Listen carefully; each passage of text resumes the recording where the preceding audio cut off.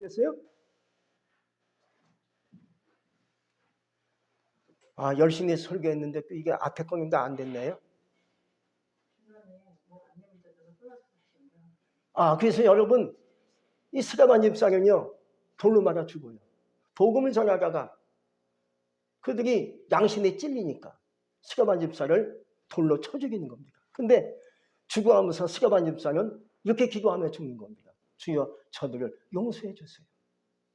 하늘이 열려요. 이 놀라운 거 열리는 거예요. 누가 성공합니까? 누가 성공할 수 있겠습니까? 사랑하고 밝은 마음을 가지고 확신을 가질 때 성공할 수 있다는 거예요. 야곱은 구약에 나오면 이삭의 아들, 아브라함의 손자지요.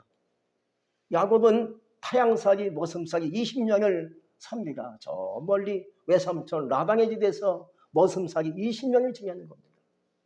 근데 그는 멀리 타향살이 하지만 이런 확신을 갖춰서 하나님 나와 함께 하신다 하고 확신을 갖고 일합니다.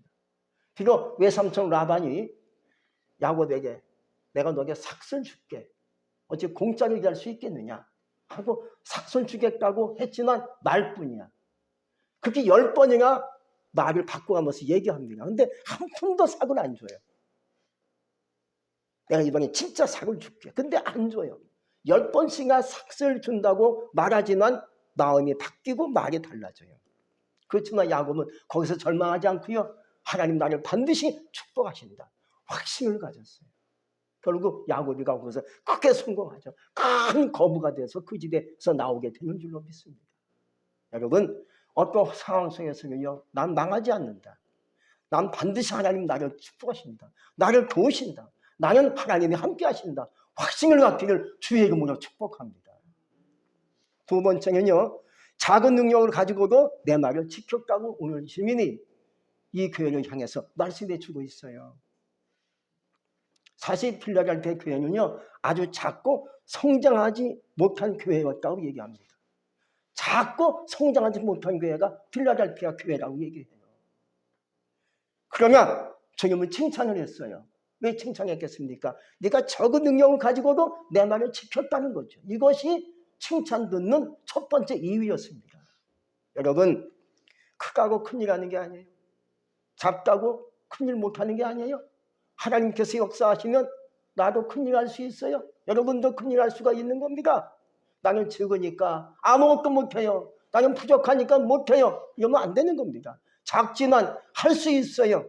주님이 역사하시면 되죠. 오늘 말씀해 보니까 네가 적은 능력을 가지고도 내 말을 지켰다는 것. 이것이 큰일이라는 겁니다. 나는 능력도 없고 부족하고 미약하지만 주님의 말씀을 지키겠습니다라고 결단할 때 하나님이 그 사람에게 칭찬을 주실 줄로 믿습니다.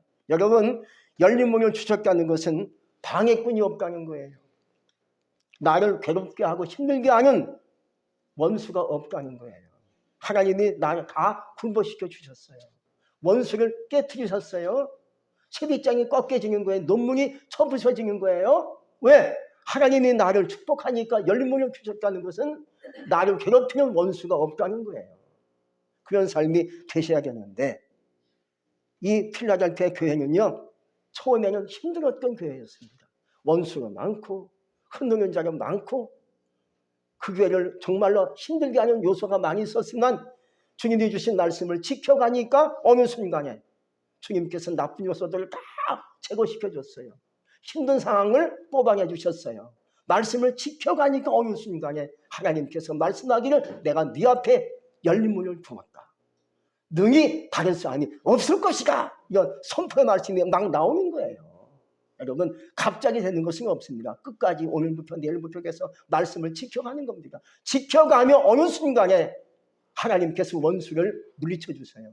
힘든 요소 뽑아내 주세요. 어려움을 물리쳐 주시는 거예요. 오늘 갑자기 되는 것은 세상에 아무것도 없어요. 천국 가면 되겠지요.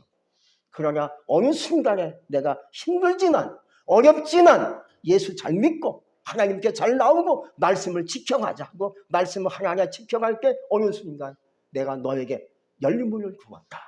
이런 선포의 말씀이 나에게 오게 돼 있어요. 오늘 교회가 그런 거예요. 우린 그러므로 주의 말씀을 지켜갈 수 있기를 주의 이름으로 축복합니다. 또 세 번째는요, 주님의 이름을 배반치 말아야 합니다. 가장 힘든 것이 뭔지 아십니까? 생명의 위협을 느낄 때 주님을 배신할까 하는 마음이 든다는 거예요. 예수 잘 믿다가 목숨이 왔다 갔다 하면요, 주님의 이름을 좀 배신하고 머리 떠나고 교회를 떠날까? 이런 마음이 들 수 있다는 거예요. 누구든지. 그 당시는 그런 상황이 더 많이 벌어졌어요. 지금은 참 편한 세상 우리는 예수 믿고 있지 않습니까? 그 당시는요, 뻑하면 사람 죽어요. 사람을 죽입니다. 예수 믿는 것 때문에 사람을 잡아 죽이고요. 사자굴 속에 집어넣고요. 사람을 불러 태워 죽이고요. 톱으로 사람을 쓸려 죽이고요. 그랬어요. 그러니까 목숨이 왔다 갔다 하니까 내가 주님을 좀 잠깐 배신할까? 이런 마음이 들 수가 있죠. 베드로가 그거 했습니다. 예수님이 끌려서 갔을 때 베드로가 뒤에서 멀리 따라가죠. 따라가다가 어느 사람이 얘기합니다. 너도 예수 한패지 그러니까 난 아니오 하고 부인하지 않습니까? 목숨이 두려우니까. 그렇게 세 번 예수님을 부인했다가 닭이 꽃게하고 우니까 놀래가지고 나가서 통곡하며 회개했다고 성경은 말씀해 주고 있습니다. 사람이 그런 거예요. 초대교회 교부였던 폴리캅이 그러했습니다. 폴리캅은 서머나 교회 감독이었습니다. 근데 로마 군대가 그 당시 세계를 정복한 시대였습니다. 로마가 이 폴리캅 교수가 한만 중에 가시운 거예요. 믿음으로 이끌고 교회를 끌어가니까 강력하니까 이 폴리캅 교부를 죽여야 되는 거예요. 그래서 어느 날 폴리캅 교부를 원형 경기장으로 불러들입니다. 그리고 로마 집정관이 얘기하는 겁니다. 폴리캅 교부여, 예수님을 욕하시오. 예수님을 욕하시오. 외치는 거죠. 그때 폴리캅 교부는요, 이렇게 외칩니다. 어찌 내가 주님을 욕할 수 있겠습니까? 내가 86년 동안 주님을 섬겨왔고 그분이 나를 지켜주시고 나를 보호하셨는데 어찌 내가 나의 왕 나의 주님을 모독할 수 있겠습니까? 라고 신앙의 절기를 지켜요. 결국 그 폴리캅 교부는요, 화형으로 죽임을 당해요. 순교를 멋있게 한 거지요. 신앙의 정절을 지켜가는 겁니다. 주님의 이름을 배반할 수 없는 겁니다. 주님의 뜻을 어길 수 없는 것입니다.